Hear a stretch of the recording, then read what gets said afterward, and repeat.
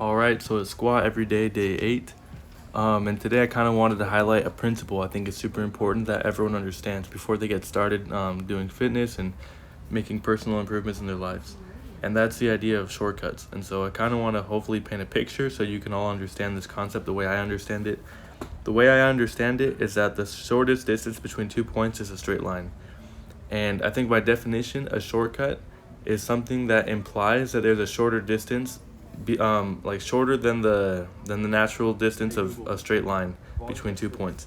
And so that's physically impossible. But you know how in I guess in relativity and physics theory and stuff like that, it might be possible to travel between space and time through wormholes and things like that or whatever.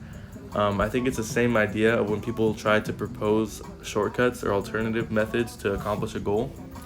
It's like they present a theoretical route to take in order to achieve success faster. And what I want to say is that while it's maybe theoretically possible, the best thing you can do is do it the natural way, which is a straight line from point A to point B. What happens though is that we're not physically capable of staying on that line in I guess attaining that level of efficiency to perfection. And so I think the goal of life is to learn how to stick to that line as best as possible. Maybe through additional superpowers, or maybe we break through levels of advancement that we never thought were possible that will allow us to find a shorter and faster way than the established A to B straight line.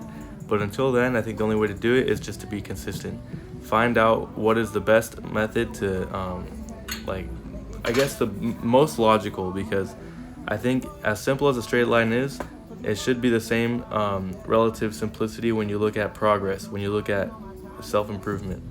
There's things that have to be done in a certain order, and you have to do it a certain amount of times for a certain amount of, let's say, reps or sets, like an example of weightlifting, or maybe it's just time spent perfecting your craft in your job or whatever it is.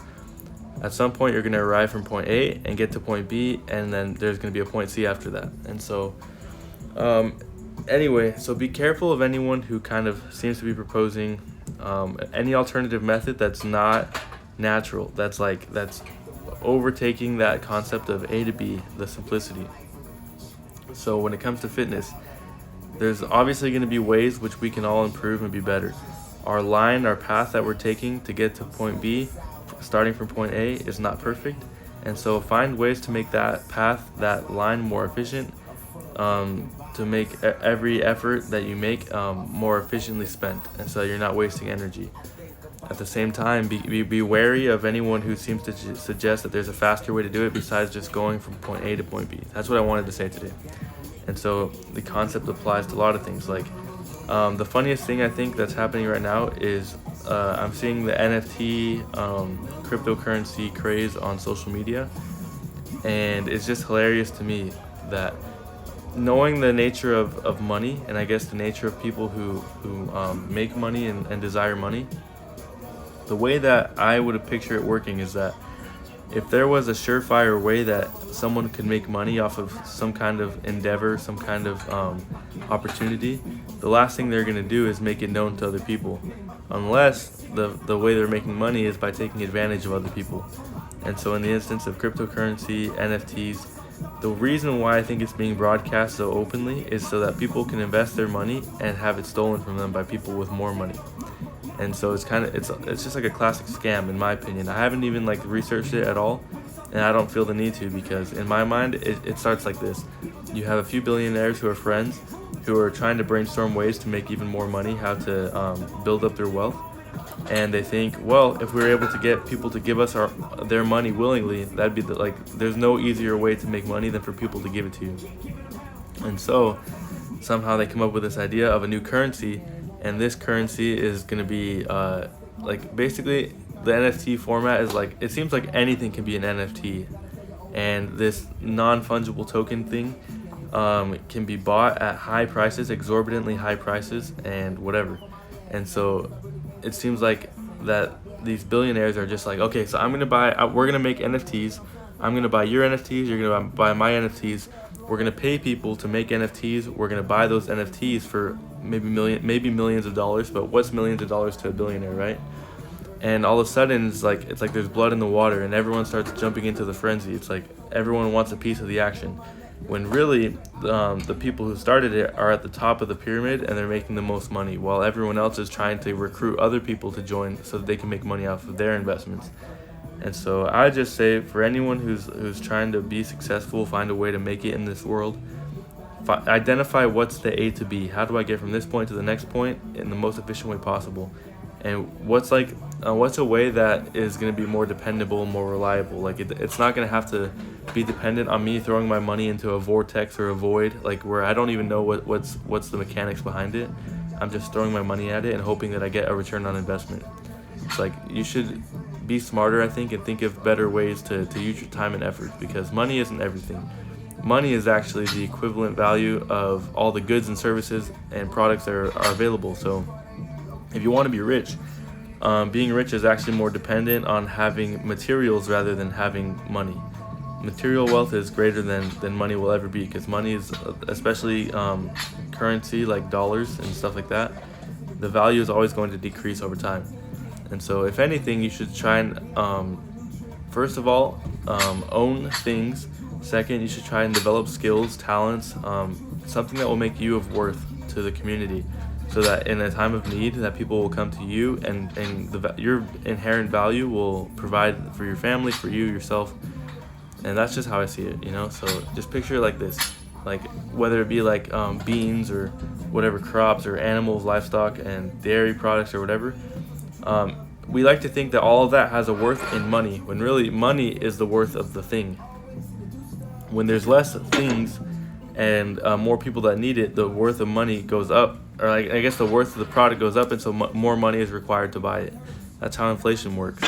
And so at the end of the day, money is going to mean nothing. If all you have is a stack of cash, you're going to be holding on to it for a long time. That's only going to mean that when it's time to use the money, that it's going to be worthless. And what's going to be worth more are the goods and services and products, like I mentioned. So anyway, to the workout, if anyone is not bored already, honestly, the way I picture it is that when I make these videos, that after like maybe 5 minutes, if people are that brave, they're gonna go through this video and just drop out. They're gonna like swipe out of the video and go watch a different video. But this is really just me expressing my thoughts in the purest form that I can think of. It's just simply talking. So I just wanted to switch over to the workout in case anyone's watching still. I started off, of course, with squats. Squats are my staple. It's building the most strength in my body right now. My legs are developing quite nice. Everything from my hips down to my calves and to the tendons in my ankles, and everything is just getting stronger by doing squatting.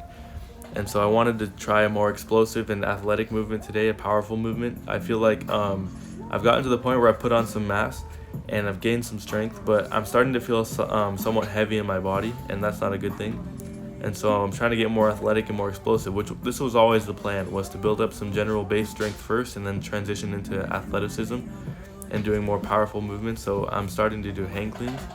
And I guess the goal of this today was to try and find out, like, I guess guesstimate without actually having to do it. I wanted to see what's my max.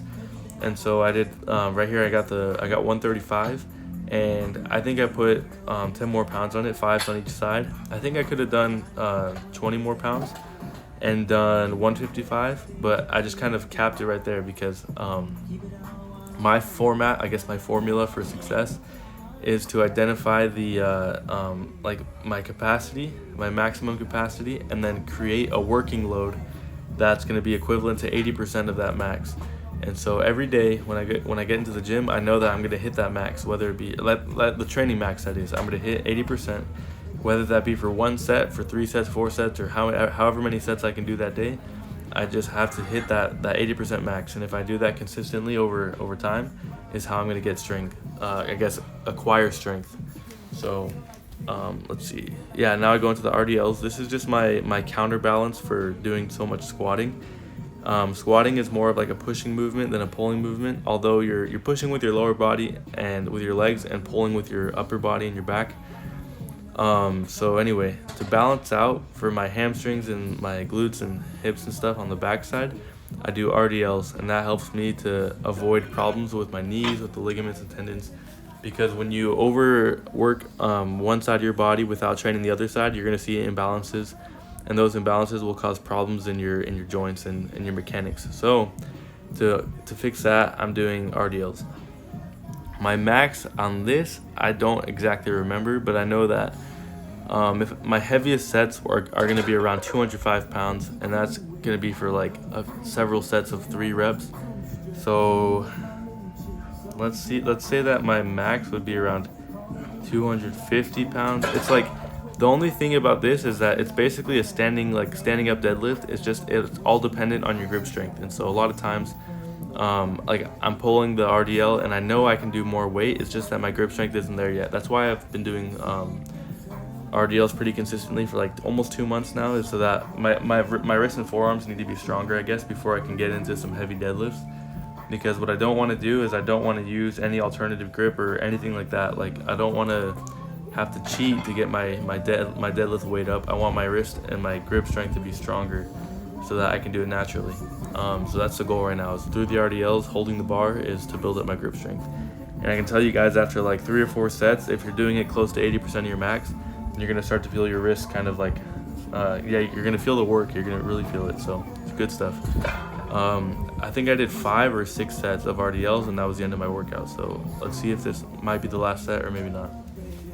Anyway, this has been a good workout and a good video too, because sometimes I just don't know what to say, but I feel like the best form of me talking is just stream of consciousness, because when I get too caught up in like how people are going to receive this or react to it, I limit what I say, and that kind of makes the video more boring. So just know that in the future I'm going to be talking about anything and everything. I want to talk about dating, relationships, which is like interesting, and even certain societal conditions, which might be boring for some people, as I understand. But to me, everything and anything is game. Everything is interesting to me. I could talk about stuff for years, for days, however long. But I want everyone just to have an outlet for hearing different thoughts and different ways of expression that are not super that's not the same as what everyone else is doing. So anyway, that's it for me today. Squat every day, day 9 tomorrow. If you haven't gotten to the gym yet today, get off your butt and go. It'll be good for you.